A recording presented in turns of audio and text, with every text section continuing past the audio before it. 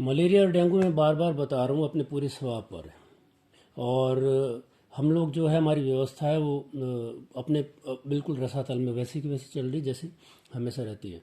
व्यक्तिगत सुरक्षा अगर नहीं रख पाओगे तो मौत निश्चित होती है। इसमें मान के चलना, डेंगू भी मारता है और मलेरिया भी मारता है। सीधा नहीं मारेगा तो आपके गुर्दे खराब करके मारेगा, लीवर खराब करके मारेगा, और दिमाग में चढ़ करके मलेरिया आपको बेहोश करके मारेगा, मारता है।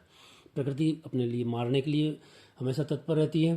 तो हमारे को अपनों को जीवन बचाने की प्रयास करने चाहिए। और जीवन बचाने की प्रक्रिया में अगर आप वाकई अपने आप जीवन के प्रति संजीदा है, बहुत सारे लोग आते हैं कि मेरे पिछले साल मलेरिया हुआ था, उस साल से पहले मेरे डेंगू हुआ था, तो फिर आप इस बार फिर आ रहे हैं।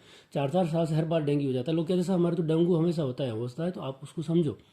अगर आप उसको समझ नहीं पाओगे तो भैया हर बार आपको उस तकलीफ से गुजरना पड़ेगा। मच्छर को काटने के लिए मैं 10 बार पहले बता चुका हूँ, मच्छर आपको न काटें, उनसे बचें। और उससे पहले इससे बचें कि मच्छर आपके आसपास पैदा ना हो। तो ये मच्छर के स्रोत जहाँ पानी है वहाँ पे आपको केयर करनी पड़ेगी। 10 बार बता चुका हूँ, फिर भी बता देता हूँ। आप जहाँ भी आपके टाँके हैं, टंकियाँ हैं, उनको खुला ना छोड़ें, उनके मच्छर का आवागमन बंद करें। जहाँ पानी फैला हो, फालतू में पड़ा है कि इकट्ठा हो, उसको फैला दें, सुखा दें, तो आपको लाभ मिलेगा।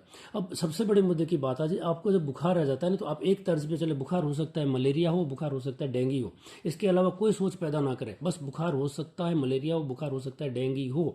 तो अब आपको क्या करना होता है, घर नहीं बैठे रहना होता है। पहला नीम हकीम खतरे जान। मैं किसी का विरोध नहीं करता, पर आप अपने लिए तो कम से कम, खुद के लिए तो कम से कम भाई चेतन रहो ना। आप जहाँ भी जाओ इलाज करो, पर देखो सही अगले के पास कितनी योग्यता है। योग्यता नहीं है तो अपने जीवन को कहीं धोखे में न डालें। मुझे मुझे इस तरह का कुछ नहीं करना है। मैं आपको प्रमोट करूं कि आप क्वालिफाइड डॉक्टर्स के पास जाओ, कहीं भी जाओ, पर आपको ऐसी जगह पे जाना पड़ेगा जहाँ जाकर के आपकी जांच होगी। जांच के बाद में आप उस जांच करने वाले को जांच देखने का भी इल्म होना चाहिए, और इल्म होने के बाद में उसको उसको मैनेज करने का भी इल्म होना चाहिए।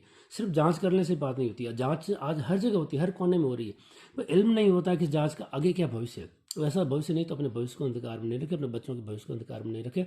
बहुत बुरी हालत में बच्चे, बड़े, बूढ़े आ रहे हैं, बेहोशी की स्थिति में आ रहे हैं, बड़ी मरते हुई स्थिति में आ रहे हैं।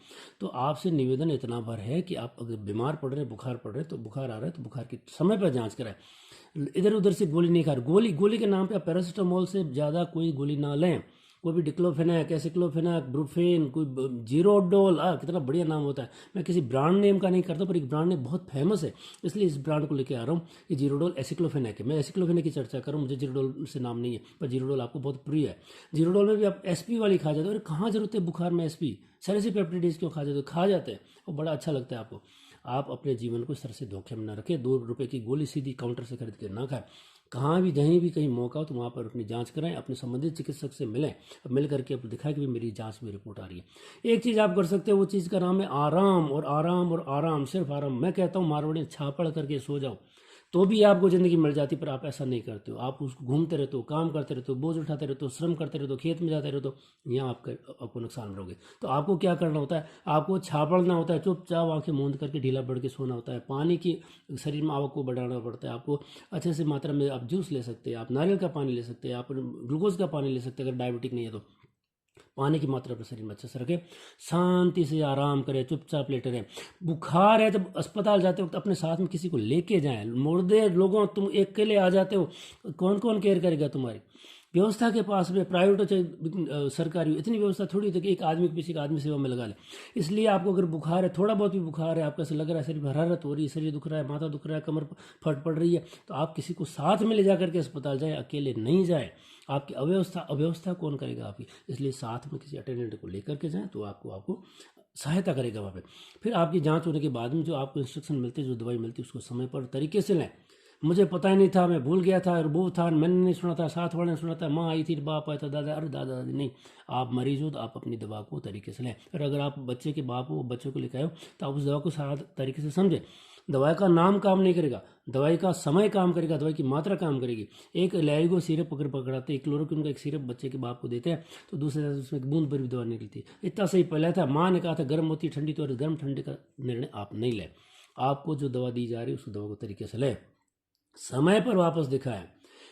बस नहीं थी, टाइम चूक गया, फिर आलस आ गया था, गौंतरे गया था, अपराध मर गया था, जी गया था। अरे भाई, जो जाते हैं संसार से उनको अलविदा किए, नमस्कार किए, सत सत नमन किए, पर जो जिंदा है उसकी ख्याल करिए। जो जाता है जाएंगे, अपन भी जाएंगे। आज मैं बोल रहा हूँ कल चला जाऊंगा, पर इसका क्या मतलब होता है? इसका मतलब ये होता है कि आज मैं जिंदा हूँ तो मैं अपने ज़िंदगी को बचाने का क्या साधन अपना सकता हूँ, ये आप लोग करें।